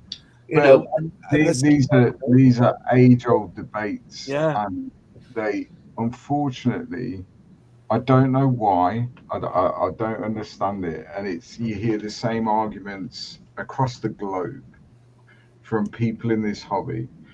And whether it's attending Telford or attending a local show or whatever, people will whinge. Yeah. The most bizarre of things, well, this kit doesn't have this, doesn't have that. It's £12. Yeah. Do you know, like, you get what you pay for. If you spend £100 on a kit, it's going to be better. It's just the way it is. But you hear this constant, all the time, in every area of the hobby. And unfortunately, these people that would be unwilling to pay their IPMS membership annually and then be reluctant to pay an entry fee into Scale Model World, they're going to be the first people to moan when Scale Model World doesn't exist anymore. And they'll walk in the front door and spend £300 on kits. Yeah. Oh, yeah, they'll happily do that. Yeah. I don't want to spend a £5 to get in. But do you remember, was it last year, Luke, in the group leaders meeting or the Sigley? I can't remember what year it was, but one of them, they floated the idea of, I think they first said there'd be a charge for clubs to go to basically, I think it was only going to be like £20, if that, just to help contribute. And then because of the furore, it became sort of a voluntary donation. And then basically most people in the clubs didn't even bother with that. So it sort of got quietly sidelined. And it was just like, it's £20. But people were saying, oh, like you was going, yeah, but I'm paying my £26 or whatever it is to the show, through my membership, shouldn't I? And that's it though, Ben. I thought my money was going to the show. It wasn't. That was a lot of it's going on that, as you say, that postage. And that was my argument, is that I thought I was a member to get into the show for free, but some of my monies would be to keep that show going. So the fact that, and that The was my traders, yeah, issue the with first- it. What are you paying for you know, to IPMS, or you're getting a magazine? Well, that The only 35 good quid's a thing- lot of money for a subscription to a fucking magazine, isn't it? Yeah, but I think it's a debate or a discussion for another time. Yeah. But if people are members of IPMS purely and simply to get free entry into Telford, then maybe they need to ask why they're members of IPMS. Yeah, I go a bit strong and say they need a head wobble. Well, just saying that the reason I'm a member of IPMS is it's threefold. One, I want to be part of a society that celebrates fantastic models. Secondly, I'm insured to show my models off at model shows, which isn't cheap. Okay, Not and cheap. thirdly, that as a member of IPMS, that allows my society, my model club that I belong to, not my model, you know, the model club I belong to, you got to have at least 7 members or 8 members has to be in it to be affiliated with IPMS. Yeah, and that allows that. So that's the 3 reasons I'm going. I'm a member, but I honestly thought that my monies was going towards yeah. the show. But you're very unique in that sense, Mars, because those reasons are all completely valid reasons. Okay. To be part of IPMS. But there are lots and lots of people, and we all hear them every year. I'm only a member of IPMS, so I can get into Telford an hour early and for free. Yeah. And the only saving grace, whilst IPMS have, or IPMS UK, have that policy of free entry, if you're a full paying member, that will never go away. It will never go. Okay, frozen. The only thing I will say in IPMS What defense. is the harm if you're going for a full day's entertainment? You tell me where you can get a full day's entertainment in the UK for a £5. Pornhub. I'm joking. I'm joking. Where can you go to any show? No. Doesn't matter what it is. Any show. Where can you spend a full day in any place for £5? Yeah. The cinema's dearer than that. No. Go and watch a film. Are You kidding? Yeah. Right, Ben, you were saying something, mate. Do you want to jump in? No, I was just going to say the only thing I will say in IPMS's defence this year, to which I think is a step in the right direction, was to do with the AGM, where the voting went online and the posting out of the normal AGM minutes book that you get. That all went online, and that's obviously going to save X amount. Now, I understand the gripe with the magazine and the cost, etc. And again, that's a topic for a different day. But I just wanted to put that at least IPMS have taken one step in a direction for more funding to be spent on the show. Yes. Obviously, they're not there yet, but they have made that step, and I just think that's important before we unintentionally release all those people who will then go, yeah, but my money's not spent on it, and it's just they have changed their ways. They are getting better. You're always going to have that, but IPMS UK certainly, they are really trying. They from what I hear, and certain things like Ben said, where they're taking these steps to do things in a more 21st century way. That they are trying. It's just taking a long time. And they do actually have a YouTube channel that does model shows now. They do. If people don't realise, they have started that. And if you are on Instagram and you follow IPMS UK, in the last sort of 12 months, or certainly since the last AGM, now they've got a new social media manager. That's quite a busy Instagram account now, which it never was before. Is their membership growing? I think it's kind of stagnated. It's kind of leveled out, I think. Right. Okay. So returned to pre-COVID levels, and but the trend obviously dipped in COVID and then has steadily been going up and up. But I don't think it's growing It's at an not gone past exponential rate. that level it was prior, though, has it? It's kind of stayed. No, I think it has. I think this year it broke. I think this year it has gone up higher than the 2019 number. The one that's going to sort of, you got to wait and see for next year's number to see what it does. So it begs two questions, really. Is one is what's the purpose of a model club IPMS? Well, it's to provide a service to members. So the second question is, what is that service? And then the third question is, what does it need to do in order to grow? Because the only way it will stay alive is to grow. Absolutely. And clearly, compared to the States, it's done a fantastic job, because you've got a population of 67 million with a membership that's the same as a country with a population of 330. I think that's pretty staggering, quite honestly. Yeah, that's not a bad way of going. But how does it grow? How does it attract the next level of people in? Now, this is a question that the businesses ask themselves all across industry. But again, I think it's a subject for another day. But that's one of the key sets of questions, I would say, is how do IPMS stay on the map? But I It's think very tying it difficult into this subject. Oh, sorry, go on, Luke. It's very difficult for them because more than ever, they are up against so much in the hobby space, not modeling, but just in the hobby space, and where people are choosing to spend their money. They're up against it as a hobby. You know, I don't think for a second the hobby's dying. I don't think that at all. And it's a discussion for another time, but it's evolving, it's not dying. But IPMS as an organization, to get that growth and everything, that they're really up against it now, really up against it. I will say one thing, that IPMS will not die, in the sense of that, the scale model show, that's it, finished, finito, there's no more IPMS. IPMS is, is grassroots, because if you look at the majority of the clubs, they're affiliated with IPMS. So if there was no scale model show to look forward to, you still have the society as the affiliate.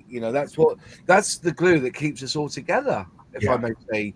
Yeah. And that includes the SIG groups as well. I'm not talking about, just anything that's IPMS, like SIG groups, your local model society. Well, that's what I was going to say. IPMS's presence at the shows, I feel, has grown more and more, certainly in the UK over the last few years. And I think the fact that you sort of see, it's not quite an IPMS membership stand, but, there's always, I think they're trying to keep at least one member of each, one member of the committee, turning up, to these different shows to make sure there's at least a representative there. So yeah.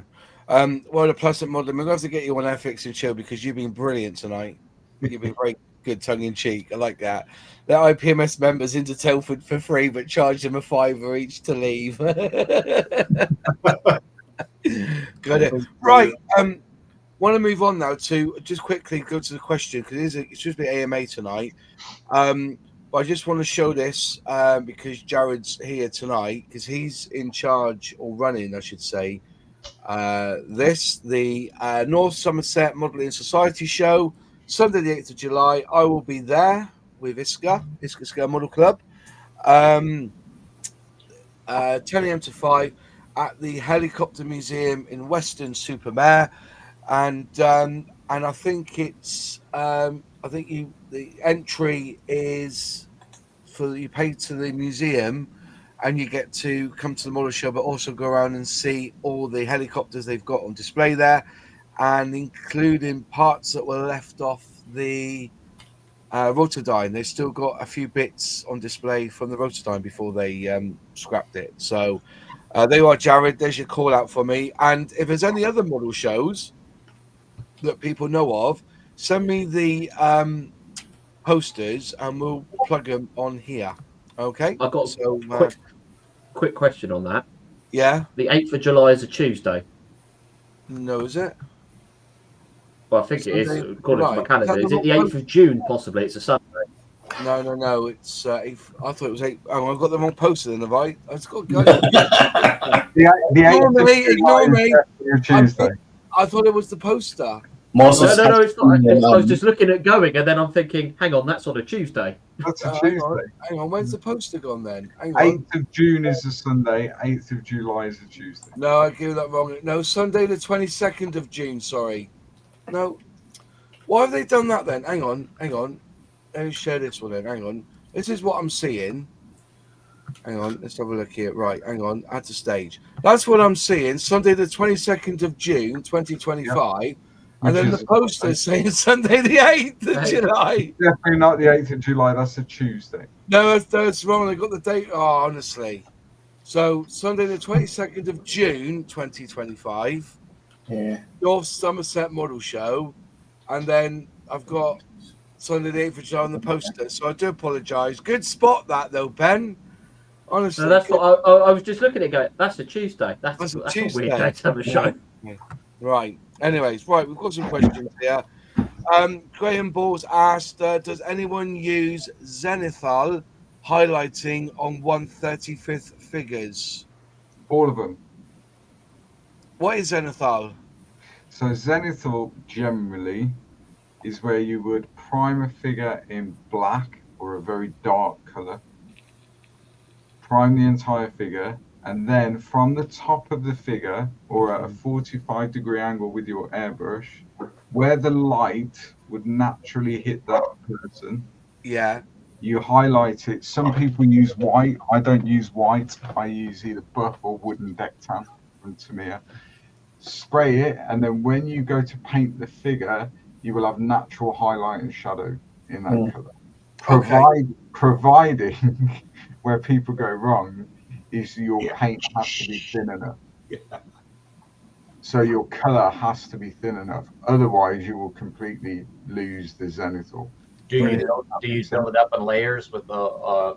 Absolutely. So when I paint a figure, in fact, I've just done this one. This one was zenithal highlighted. Okay. So I don't know whether you will pick that up very well on camera. Yeah. But you can see, like on the front of his legs, you've got like it's lighter than the sort of inside of his legs and underneath his jacket, etc. Top of his shoulders is lighter. The collar is because that's where the light would naturally hit. But in order to achieve that with a zenithal highlight, your color has to be really, really thin. So it's not like one shot and done. Does that mean you have to build up that color? Okay. So it's almost you're almost painting like a watercolor. Or you're like a wash, aren't you? Yeah, it's like a wash. Yeah, and you can build up that color over time, maybe 5, 6, 7 coats of that color in order for that highlight to show through. Because if your paint's too thick, you'll lose that highlight. Marvelous. Right. James C. Beeching, he's been good tonight. He's sent a few comments in. Is the USA the same in that wargaming and train modeling all sorts of originate from modeling?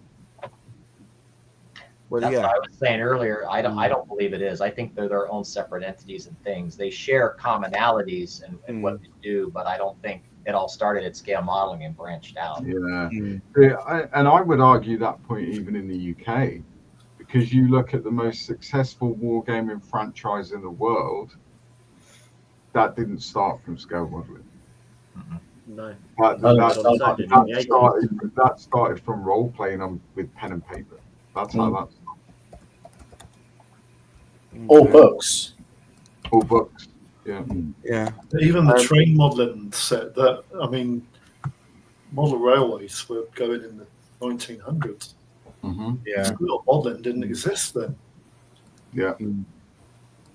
Right. Our War Games Club, the Escape Committee, attends IPMS Avon in Thornbury every year. It's very interested in the interaction with modelers. Yeah, I've seen that a few times. There's wargaming now at the Yeovil Model Show, and there's wargaming at the Maffa Show in January, and I've seen it. The problem is that I haven't got time to sit there and watch the war game. I'm basically looking at all the models and filming them at the same time. So, but yeah, I think certainly in the UK, IPMS are definitely embracing traditional wargaming subjects. Mm. So, for example, I've won at Telford with Warhammer models. Yeah. So they're definitely moving in that direction where they will allow that stuff to be entered. Obviously, you're looking at it from a complete modeling point of view, but and with Rubicon stuff, I've won with Rubicon stuff as well, and that is a 56 scale wargaming model, really. They've got Gundam stuff as well, haven't they now? They're trying to get the Gundam national competition to be at Scale Model World, which would bring in a whole new demographic. Yeah, it would. Well, they'll only come if they're members of IPMS, because you have to pay to get in. Yeah. Evening, one and all. Question. Does anyone know when the Airfix Stolly is due to be released? Please. Many thanks. And model on. I presume in September. Yeah, I would have thought September. I think it's after summer, yeah. I've got a feeling it's September, to be honest. But I have asked Dale to send me across the spreadsheet where they've got like the release dates on when they expect them to arrive in the country. But I've not seen any builds of it. All I've seen is CAD images. Yeah.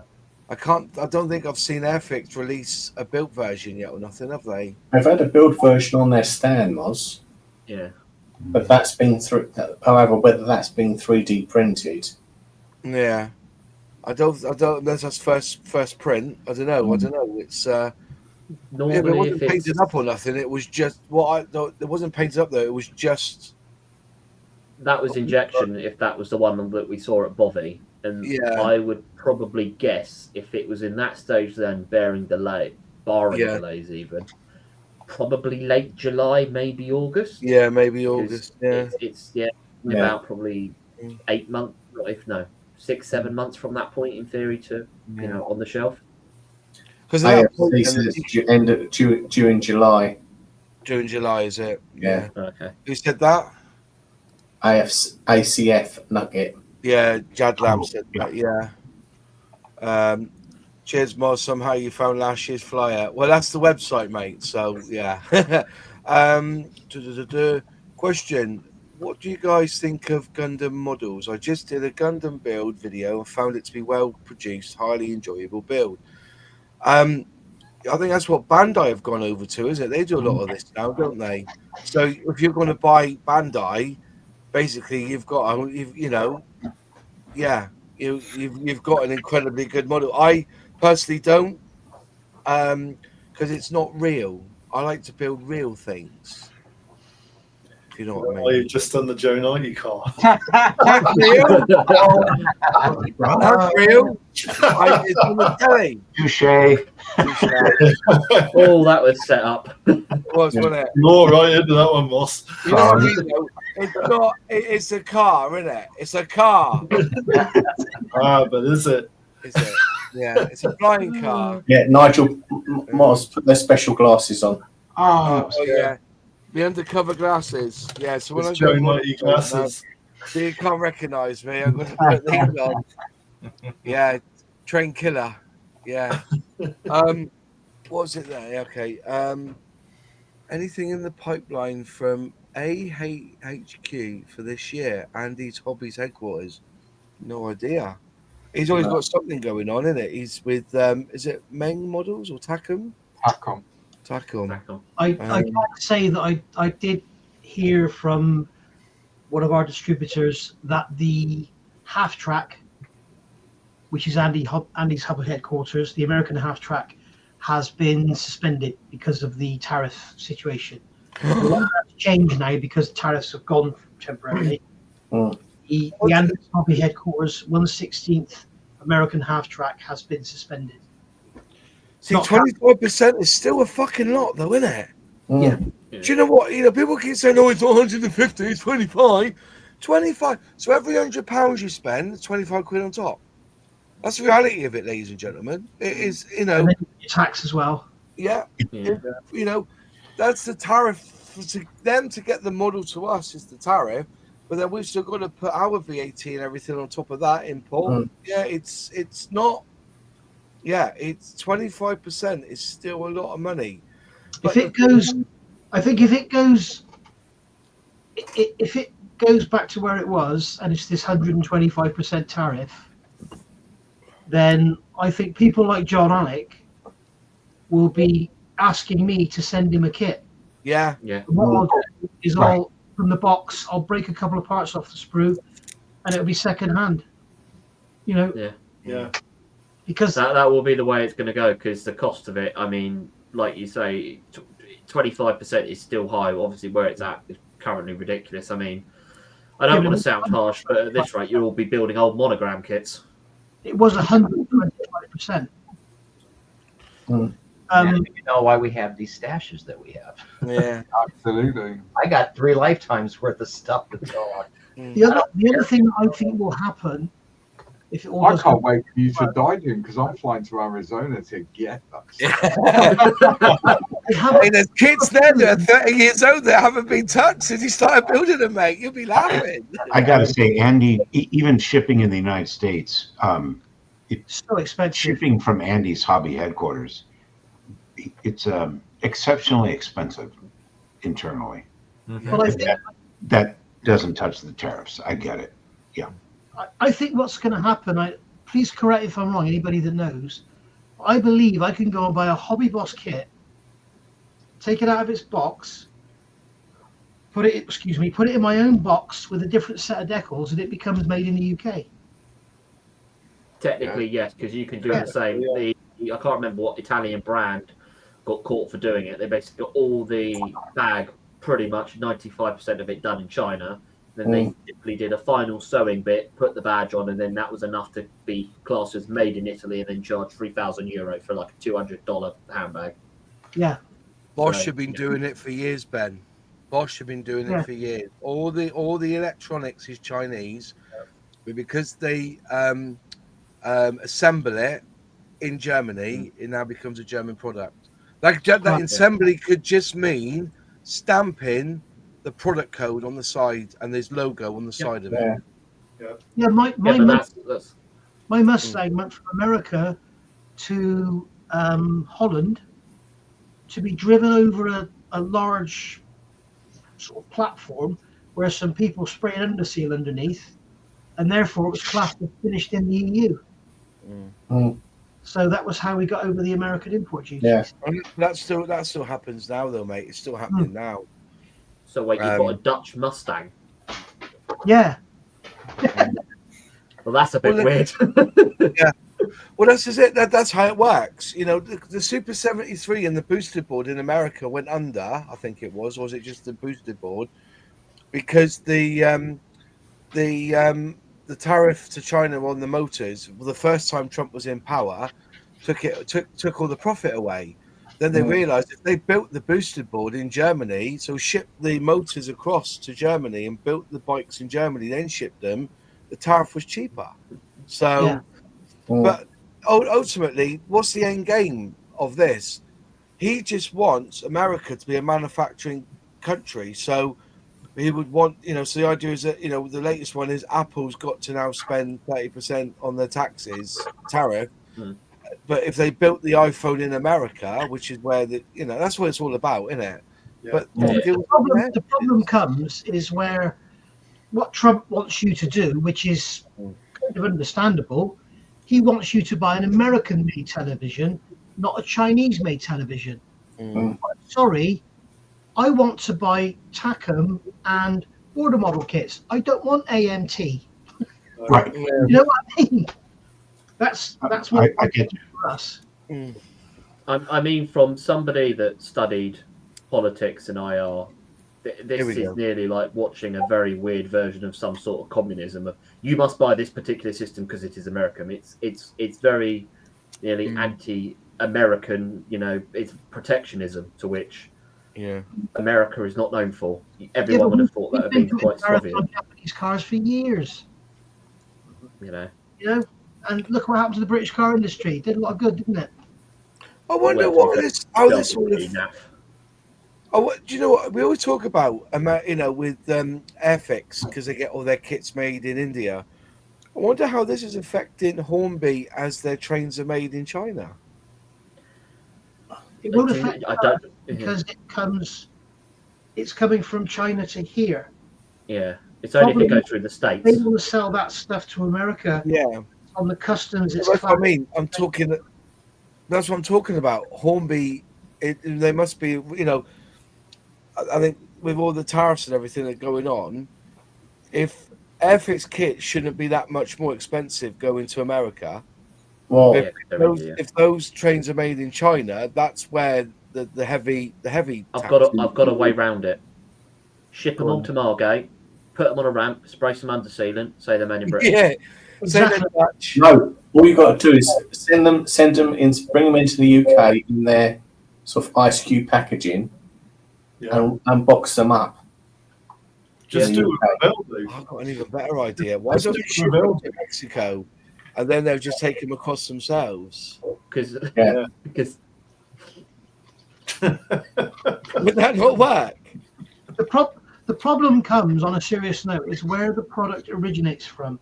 Yeah. And I think what Hornby need to do is repackage it or get it without the decals on and fit the decals themselves.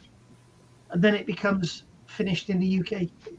Because we were talking about this, weren't we, Nigel? Because if you look at the starter sets from Airfix, they say they're manufactured in India and the UK. And we were wondering whether the UK side of it is because the paint's in the starter set and the cement is made in the UK. Yeah. It also brings a question on whether does Hornby does our India send just the plastic and the box over, and then in this country they shove the paints and the cement in after? Because you notice the paint and the cement is put in a set. It's not in one bag, is it? It's like it's all separate. So it seems like maybe they do.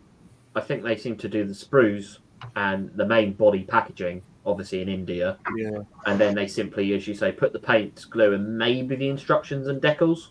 Because I don't know if they would put cartograph decals in over this side or not. Yeah. It makes more sense to put them in over here because cartograph decals have been done over here in Italy. Yeah. They're not going to go all the way to send them all the way to India just to send them back here again. But isn't there an issue with bringing cement over in the post? Like transit. It would be. It would be classed as they would need the dangerous goods certificate. But the thing is about dangerous, as I found out with Outlaw Paints, no matter how much you send, the certificate's still £200. Mm. Yeah. No matter how much, as long as you've got that certificate saying that you can send as much as you want. That's what I mean. If we wanted to bring over 50 bottles, it's too expensive. But if you're bringing over 1,000 bottles, you're willing to pay like £200 for that certificate. Yeah. I don't know. But yeah, it's. But isn't the insurance a lot higher for the transit costs? On air freight, fucking hell. yeah, they don't like it on the planes. They don't. No, they do. I mean, look at the number of lighters that are in that little container before you go through security at the airport. Yeah, this is it. Nigel's on the inspection. Interesting. I thought the frames were made in Britain. No. All the tooling's in India. Yeah, that was they did. That 124th one was made here. Yeah, for a short time, and then they shipped it to India. And the old Victor. Yeah, the Victor and the Shackleton, and the 148 scale 40. Yeah. So those kits will now be worth more money because they were made in Britain and they won't have short shots. Whereas obviously the rest will all be made in India. Well, funnily enough, I've got a Spitfire PR19, and that's got short shots on it, and this is built in the made in the UK. Was that really a UK one? That was. Yeah. Really? Yeah. What do you expect? It's Airfix. Careful, that could be live. Satire. Yeah. Just quickly, Northern Model Show, Sunday the 1st of June 2025. in North Shield. So if you've got a free weekend this weekend, why don't you toddle up to the Northern Model Show? £5 entry, kids go free, concession. So if you turn up in a wheelchair, you get £3. So things like that. If you're an elderly, etc., you can get in for £3. Cash only though, so you can't go in using your card. And if you've got any questions or anything, contact Rob there on the poster. Right, so that's another one, another model show this week. So yeah, and I think that's basically it, folks. It's 10 o'clock. Somebody did ask you to mention the Avon show in Thornbury, Moss, which I think is the best model show at the capital. Yeah, I think it's a good model show. I can't see a poster on it, but if you have got posters, send them to me. Jared, he commented on it. No, Jared's the North Somerset one. He is Jared. He's running. He runs the North Somerset Model Show at the Helicopter Museum in Weston-super-Mare. Right. So he's there. So yeah, if anybody, if you just send me the posters over, and each week we'll put them up here. So all good. So the M16 and the M2 half track from Andy Hobby HQ. The pre-orders saw on his website. It might have gone back to being in production, possibly. According to a well-known British distributor, it's been put on hold. Really interesting. That's too bad. Yeah. But it could import it via MBK, which is true. Having said that, the tariffs have been lifted temporarily, haven't they? Yes. So I think we have to get them in. Yeah. Anyway, Ben. No, just a quick. Someone asked a question about going to Guildford on Sunday, as it's local to me, and they were asking where model shops were. There is Bookham and Dorking, but there's also another one. This is for Paul Wiltshire, which is Addleston, which is about 35 minutes. That's right by the railway station, I think. Yeah, they're right by the railway, and I think on Sundays it's 11 till 2. Oh, is there you are. Day. So yeah. There you are. Anyway, quick one before you go. Someone asked a question in the chat about scale model clubs. What happens? They're socially awkward, so they don't think it's for them. Come and join Black Rifle Model Works, mate. We're an online club. We do everything that a club does. Group builds. We have model meetups online. So if you're socially awkward, it's ideal because you can just switch it off and do it from the comfort of your own home. Yeah. And you'll see a picture of my book in a diorama on there. As you will. Very nice. I love that diorama. It's fantastic. Anyway, those in the panel, we'll keep talking after the credits. Everybody else, thank you so much for watching. I'll be back on tomorrow for the channel members live stream where we build models on a Tuesday night. So you're quite welcome to join us. And everything else, if you have any questions for Airfix and Chill that you want us to debate and talk about, email me. It's in the about section, and we'll discuss it like we have tonight. Anyways, have a good rest of your week, folks, and we'll see you next Monday. Take care, all. Cheers, Em. Bye.